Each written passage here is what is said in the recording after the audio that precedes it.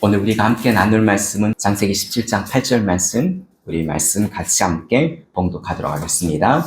내가 너와 너의 후손에게 너가 거류하는 이 땅, 곧 가나안 온 땅을 주어 영원한 기업이 되게 하고 나는 그들의 하나님이 되리라. 아멘. 우리가 성경을 해석하다 보면 어떤 맥락이 있고요. 그 맥락을 잘 이해하려면 중심되는 키워드를 잘 찾을 필요가 있습니다. 성경 전체를 잘 해석할 수 있는 키워드 중에 하나가 바로 오늘 본문에 나온 은혜 언약입니다. 은혜 언약을 가지고 우리가 성경 전체를 해석하다 보면 정말 귀한 하나님의 은혜들을 우리가 많이 발견할 수 있는데요. 스펜서 목사님도 이 은혜 언약을 이해하는 것이 바로 성경 전체를 이해하는 열쇠라고 이야기했었습니다. 그렇다면 은혜 언약이란 어떤 언약일까요? 은혜 언약, 하나님이 예수 그리스도의 속죄를 통해서 하나님이 택한 그 백성들을 죄에서 구원하시고 그들에게 영생을 주겠다는 약속이 바로 이 은혜 언약입니다. 그렇다면 이 성경에 기록된 언약, 구체적으로 은혜 언약이라고 얘기했는데 성경에 기록된 언약들은 무엇일까요? 성경에 기록된 언약들은 바로 하나님의 약속을 이야기하는데요. 성경에 기록된 이 약속은 은혜 언약을 포함해서 이런 약속은 그냥 사람들끼리 하는 단순한 약속이 아닙니다.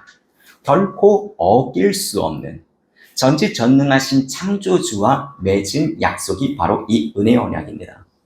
그리고 이 언약은 성부, 성자, 성령, 삼위일체인 하나님께서 영원 전부터 맺으신 언약이 바로 이 은혜 언약입니다. 성자 예수님께서는 성부 하나님께서 요구하시는 모든 일을 다 이루겠다고 언약을 맺으셨고 또 성령님께서는 성부 하나님이 계획하시고 또 성자 예수님이 완성하신 그 속죄를 통해 그 백성들에게 빠짐없이 이런 은혜들을 전하겠다는 언약을 맺으셨습니다. 그래서 성부, 성자, 성령이 맺은 이 언약을 가리켜 그래서 구속했다 해서 구속의 언약이라고도 말하기도 합니다. 그렇지만 이 구속의 언약도 사실 크게 보면 다 하나님께서 주신 그 은혜 언약 가운데 다 포함되는 것입니다. 그렇다면 성경에 이 언약이라는 개념이 처음 어디에 등장할까요? 창세기 2장 3절에 보면 거기에 보면 하나님께서 첫사람인 아담을 만드시고 아담과 언약을 맺으십니다. 그런데 자세히 보면 그 언약의 대상이 하나님과 아담 혼자가 아닌 것을 알 수 있습니다. 하나님께서 처음 그 아담과 언약을 맺으실 때 아담을 대표자로 세우시고 아담 안에 있는 모든 인류와 언약을 맺으셨다고 창세기에 기록되어 있습니다. 그리고 이 언약을 가르쳐서 행위 언약이라고도 부르는데요. 행위 언약이란 하나님이 어떤 일정한 기간 동안에 두고 아담과 맺은 언약을 행위 언약이라고 볼 수 있습니다. 우리 같이 말씀을 보겠습니다. 창세기 2장 16절에서 17절 말씀인데요. 창세기 2장 16절에서 17절 말씀, 우리 말씀 같이 봉독하겠습니다. 여호와 하나님이 그 사람에게 명하여 가라사대 동산 각종 나무의 실과는 너가 임의로 먹되 선악을 알게 하는 나무의 실과는 먹지 말라. 너가 먹는 날에는 정령 죽으리라 하시니라. 아멘. 하나님이 정해놓은 그 아담이 선악을 알게 하는 그 과실을 먹지 않았다면 그 본인뿐만 아니라 그 이후에 태어나는 모든 인류에게는 영생이 주어졌을 것입니다. 그런데 여러분들 아시다시피 창세기 3장에 보면 사단의 유혹을 받아서 하와 그리고 아담 그들이 차례로 이 행위 언약을 어기게 되어집니다. 그리고 결과적으로 아담 안에 있는 모든 인류도 그 언약을 어긴 존재가 되어집니다. 그래서 모든 인류는 하나님을 거역하는 죄인으로 태어나게 된 것입니다. 그래서 결국 영원한 형벌인 그 지옥에 갈 수밖에 없는 그런 존재가 되어진 것입니다. 그리고 그 영원한 형벌 중에 하나는 바로 아담의 후손인 모든 인간이 아무리 자신이 노력한다 할지라도 자신이 어떤 공로를 쌓았다, 어떤 선행을 한다 할지라도 결코 영원한 생명 천국에 들어갈 수 없게 되었다는 것입니다. 그렇다면 영원한 천국은 어떻게 다시 들어갈 수 있을까요? 누가복음 18장에 보면 어떤 관원이 예수님께 나와 이렇게 질문합니다. 어떤 관원이 물어 가로되 선한 선생님이여 내가 무엇을 하여야 영생을 얻을 수 있습니까? 라고 질문합니다. 이 질문에 예수님이 이렇게 대답하십니다. 가라사대 무릇 사람이 할 수 없는 것을 하나님은 하실 수 있느니라. 지금 사람의 어떤 행위나 어떤 공로나 어떤 노력으로 그에게 영생을 얻을 수 없고 천국에 갈 수 없지만 하나님의 은혜로 가능하다고 말씀하고 계십니다. 지금 창세기 3장에서 아담이 그 행위 언약에 실패할 것을 참 신기하게도 하나님은 이미 다 알고 계셨습니다. 그래서 시간상으로 훨씬 먼저 은혜의 언약을 이미 체결해 놓으신 것입니다. 그리고 아담이 범죄하였을 때 그 하나님께서 이미 체결해 놓으신 그 은혜의 언약이 지금 범죄하자마자 드러나게 되어진 것입니다.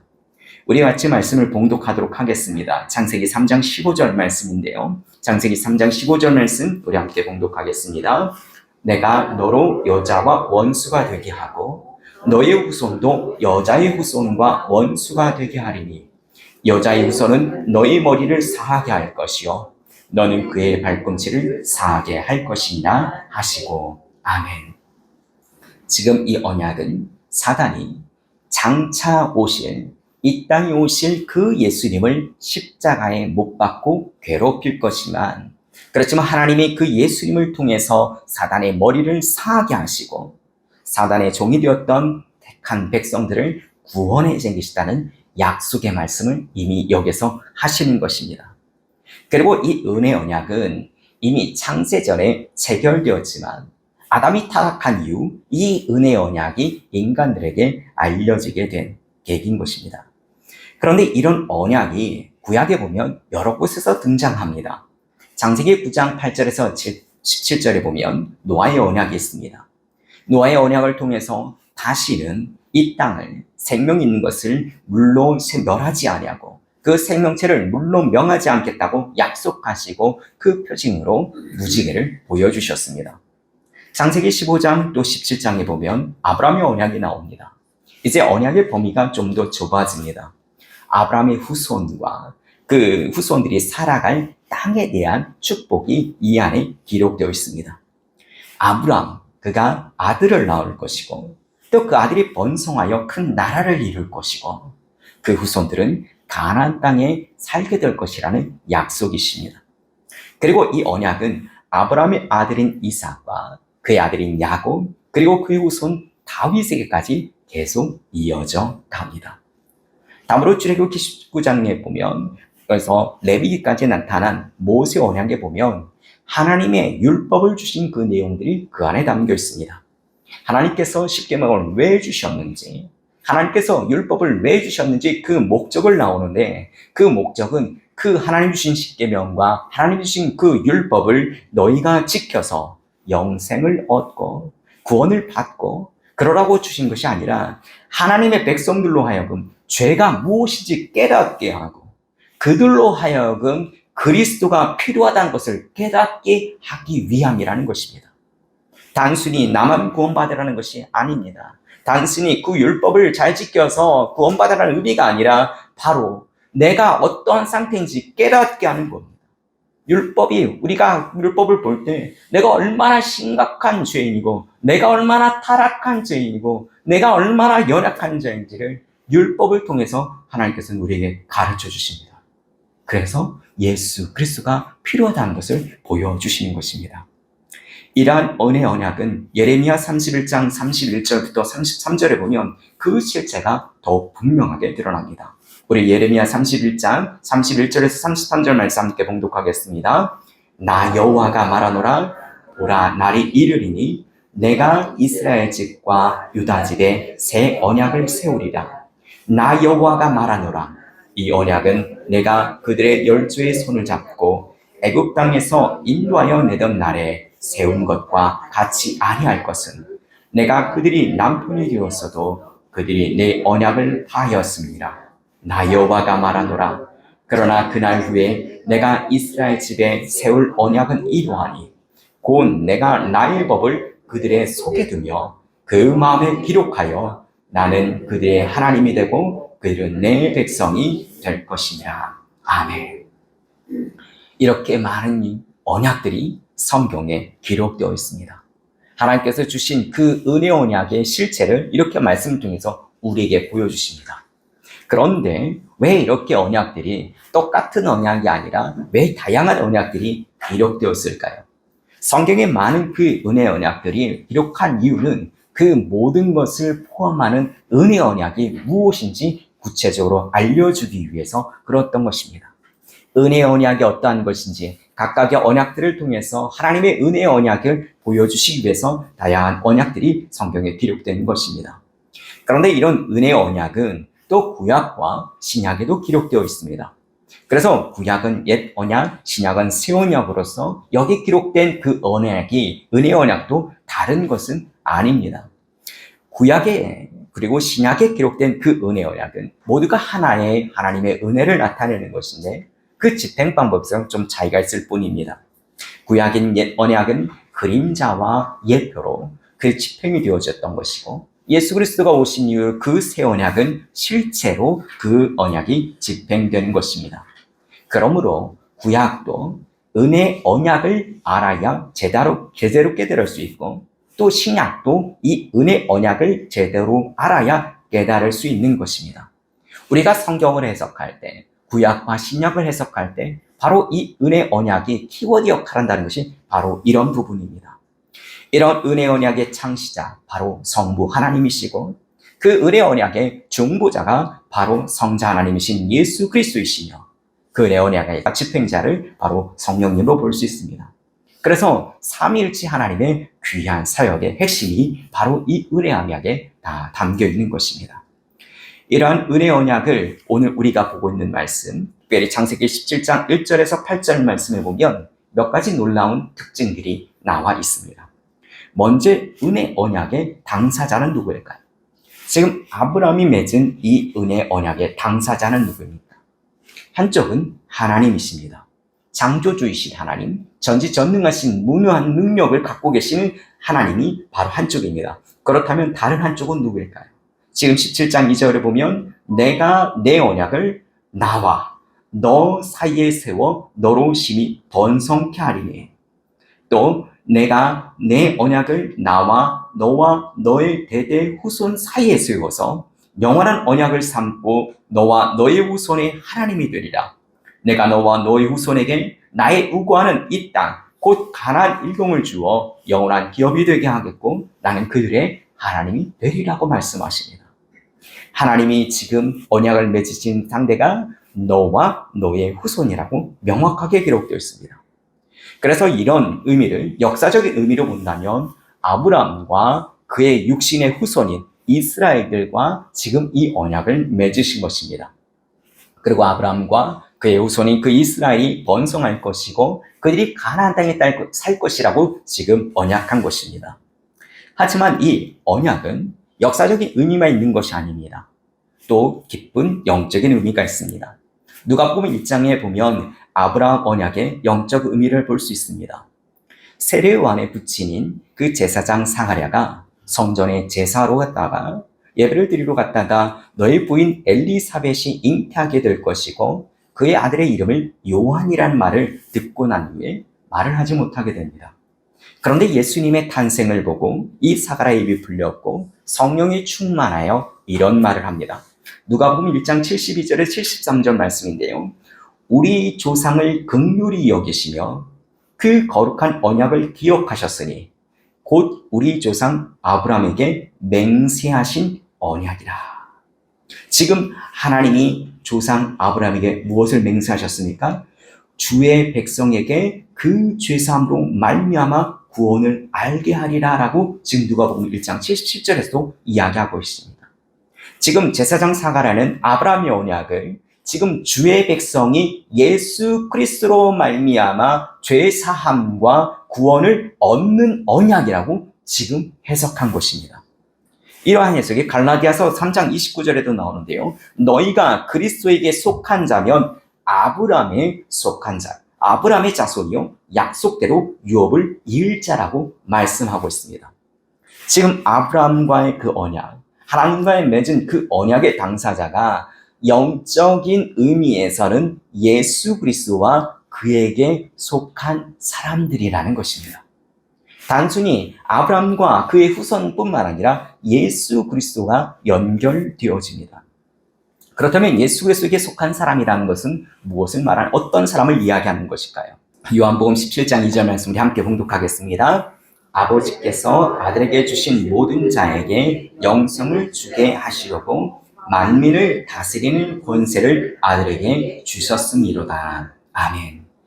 예수 그리스도에게 속한 사람들은 창세전에 성부 하나님이 택하여 성자 예수님에게 주신 사람들인 것입니다. 다시 말씀드릴게요. 예수 그리스도에게 속한 사람, 예수 그리스도에게 속한 사람은 창세전에 이미 성부 하나님께서 택하셨고 그래서 그들을 성자 예수님께 주신 사람이 바로 예수 그리스도에게 속한 사람이라는 것입니다.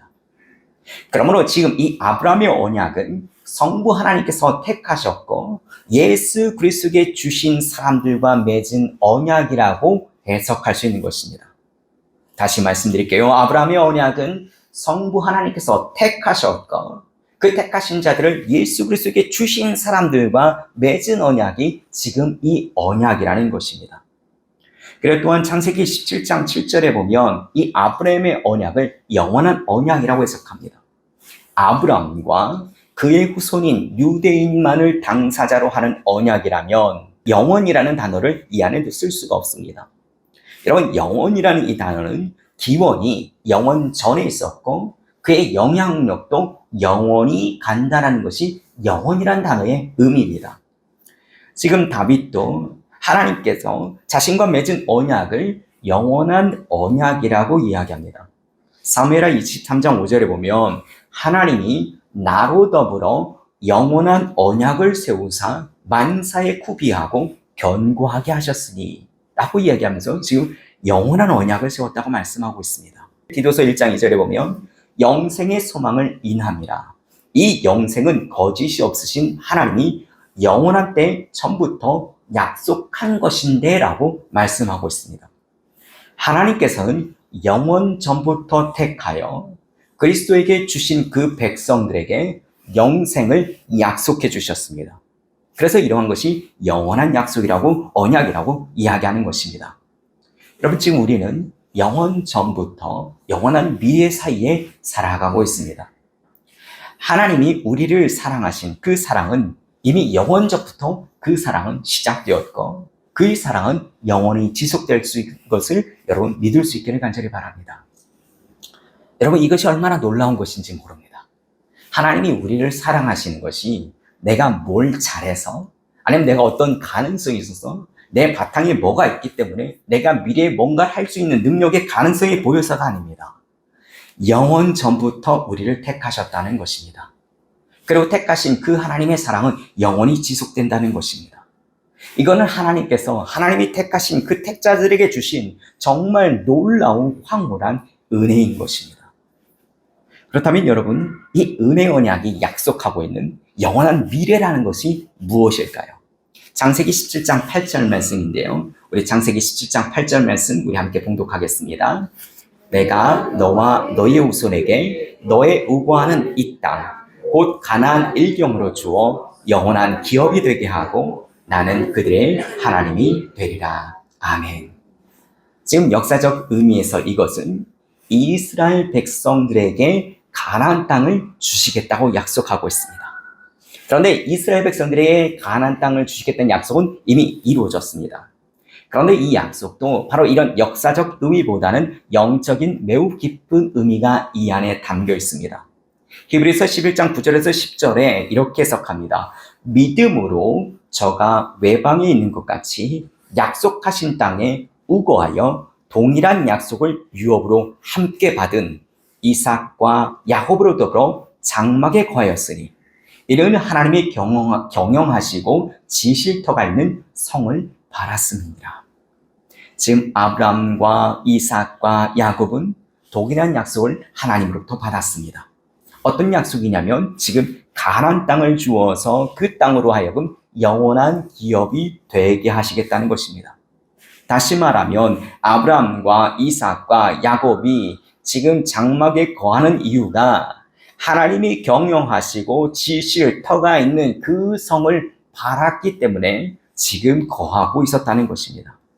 이 내용을 히브리서에서 더 자세하게 설명합니다. 11장 6절 말씀인데요. 그래서 11장 6절의 말씀을 보면 저희가 이제는 더 나은 본향을 사모하니 곧 하늘에 있는 것이라. 그러므로 하나님이 저희 하나님이라 일컬음을 받으심을 부끄러워하지 아니하고 저희를 위하여 한 성을 예비하셨느니라. 아멘.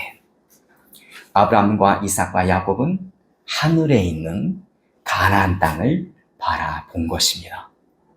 하나님의 택하심을 받아 예수 그리스도를 믿는 백성들에게 약속된 미래는 바로 다가올 하나님의 나라 천국인 것입니다.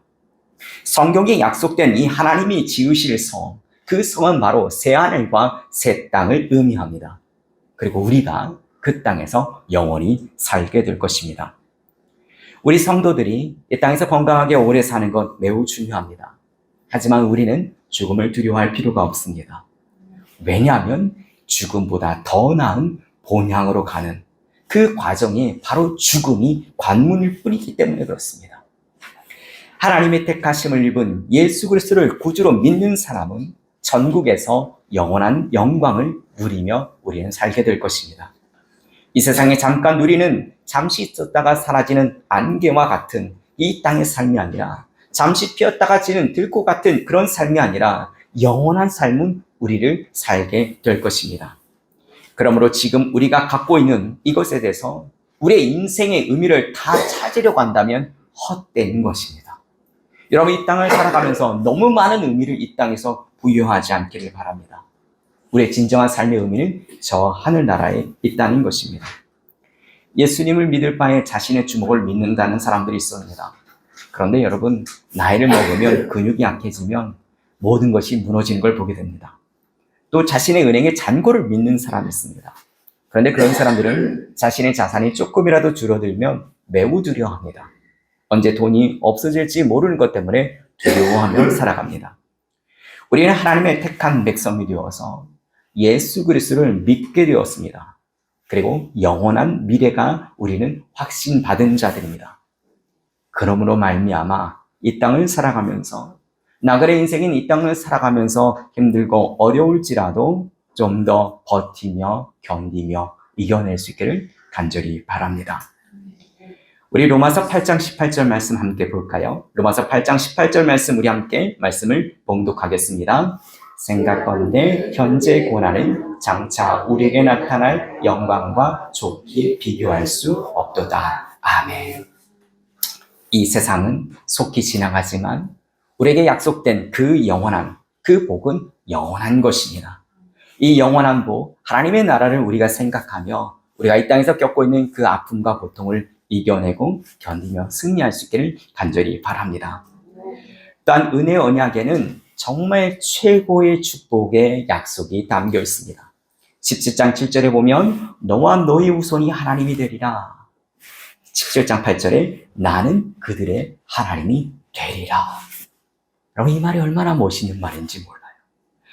여호와 하나님이 나의 하나님이 되어주신다고 말씀하십니다. 여호와 하나님이 우리의 하나님이 되어주시기 때문에 그 하나님이 가지고 있는 그 모든 복을 우리는 누릴 수 있게 되는 것입니다. 땅이 그 소산을 내었도다. 하나님 곧 우리 하나님이 우리에게 복을 주시리로다.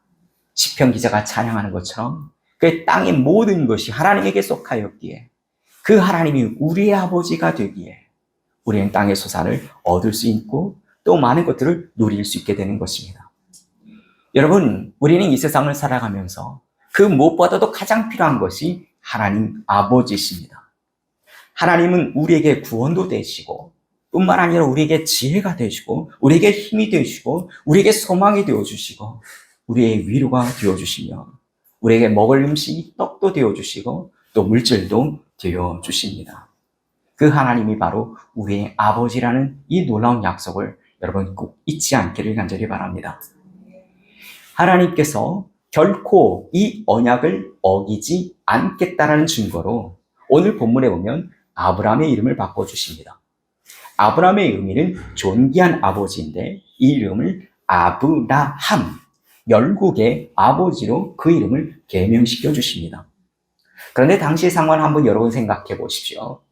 아브라함의 본부인 사라에게 낳은 자식이 단 한 명도 없습니다. 근데 자신의 이름이 아브라함, 여러분 한번 생각해 보세요. 열국의 아버지라는, 나에겐 자식이 하나도 없어요. 근데 사람들이 얼마나 우습게 생각할까요? 그러나 하나님은 이 아브라함의 이름을 아브라함으로 바꾸셨습니다. 근데 이를 아브라함은 믿고 그 말씀대로 이름을 바꿔서 생활을 합니다. 그런데 여러분, 인간의 모든 가능성이 끝난 자리에 언제나 하나님이 유일한 길이 되어주십니다. 아브라함은 자신의 인생의 그 한계 상황에서 엘샤다이, 전지전능한 하나님을 그는 만나게 됩니다. 창세기 12장 4절에 보면 아브라함이 하나님을 부름받을 때 그의 나이가 75세였습니다.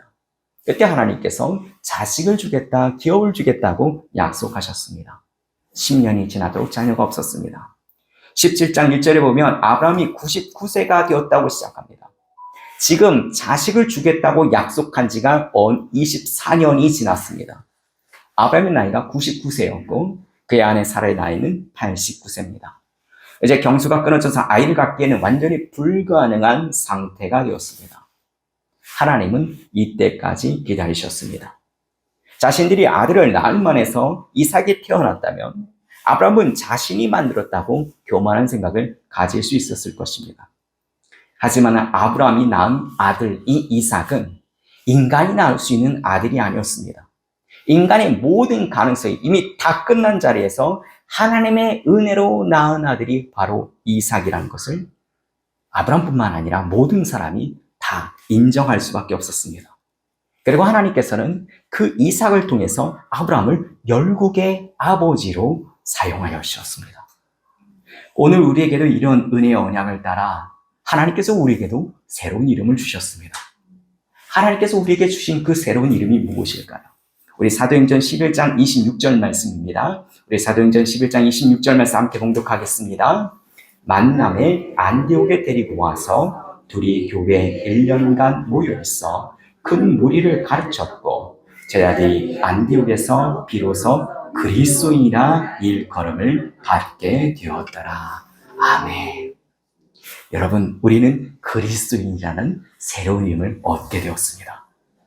물론 우리의 지금의 모습이 죄인이요, 그리고 예수님을 닮을 것이라고 하나님께서 말씀하셨기에 여전히 우리는 죄 가운데 있고 말하는 거나 생각하는 거나 행동하는 것이 여전히 죄인임에도 불구하고 그래도 예수님을 완전히 닮은 사람이 될 것이라고 말씀하여 약속하여 주셨기에 우리에게 일방적으로 그리스도인의 이름을 주셨다는 것입니다. 이처럼 놀라운 황홀한 은혜를 받은 우리도 아브라함처럼 하나님의 앞에 엎드려 하나님만을 경배하는 삶을 우리도 살아야 합니다. 여러분, 우리가 내세울 것이 사실은 아무것도 없습니다.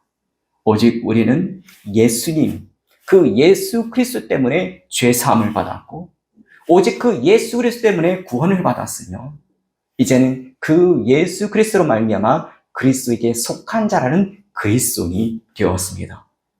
여러분, 이 놀라운 은혜를 여러분 감격할 수 있기를 간절히 바라며 그 어떤 상황 가운데 그 어떤 형편에 있을지라도 성경에 기록된 수많은 약속들, 언약들, 특별히 은혜의 언약을 여러분들이 잊지 않고 그 주 예수 그리스도의 은혜 가운데 살아가는 예수 그리스도의 제자들에게를 간절히 바랍니다. 말씀을 정리하겠습니다. 하나님이 여호와의 말씀을 쫓아 아브라함이 여호와의 하나님의 말씀을 쫓아서 친척 본토 아비집을 떠난 지 24년이 지났습니다. 그리고 하갈의 도피와 그리고 이스마엘 사건, 탄핵 사건으로 해서 그는 정말 13년이라는 힘든 시간을 보냈습니다. 이제 아브라함의 나이가 99세가 되었습니다. 이제 정말 모든 것을 다 놓고 싶은 심정입니다. 그럴 때 하나님께서 아브라함에게 나타나서 가나안 땅과 후사에 대한 약속을 다시 해주셨다는 것입니다. 그리고 아브라함에게 언약의 증포로 아브라함의 이름을 열국의 압이라는 이름으로 아브라함으로 계명하여 주셨습니다. 여러분, 하나님은 자기 백성을 절대로 잊지 않으십니다. 아브라함과 은혜 언약을 맺으신 하나님께서는 반드시 그 언약을 성취하십니다. 아브라함 나이가 99세가 되었을 때 하나님께서는 다시금 그로 하여금 가나안 땅과 후손에 대한 약속을 주셨습니다. 하지만 이때까지 23년이란 이 긴 시간 얼마나 힘들고 어려웠는지 몰라요. 그래도 그 긴 시간을 주의 약속을 붙잡고 지낸다는 것이 얼마나 힘든지 모릅니다. 하지만 인간의 힘으로 아무것도 할 수 없다는 시점이 되자 인류의 모든 가능성이 끝난 자리에서 유일한 길이 되신 하나님이 기적을 일으키셨습니다. 여러분, 언제나 하나님만이 유일한 길이 되십니다. 사실 하나님은 단 한순간도 아브라함을 잊은 적이 없으십니다. 사실 그를 늘 지켜주시고 보호하여 주셨습니다. 하나님은 자신이 택한 자를, 자신의 그 백성을 어떠한 경우도 절대로 버리거나 잊으시지 않은 분이 바로 우리가 믿는 하나님이십니다. 언제나 어디서나 어떤 상황에도 하나님에 대한 여러분의 신뢰와 믿음을 잃지 않기를 간절히 바랍니다. 하나님이 나를 버렸거나 나를 잊어버렸다고 생각되는 그 순간에도 하나님은 여전히 신실하게 우리를 잊지 않고 계신다는 분을 여러분 믿고 소망을 가질 수 있기를 간절히 바랍니다. 아브라함과 은혜 언약을 맺으신 하나님께서 반드시 여러분의 삶 가운데도 놀라운 기적을 일으키실 것입니다. 그러므로 하나님이 주신 그 은혜 언약을 붙잡고 끝까지 버티고 견디며 이겨낼 수 있기를 우리 주 예수 그리스도로 축원합니다.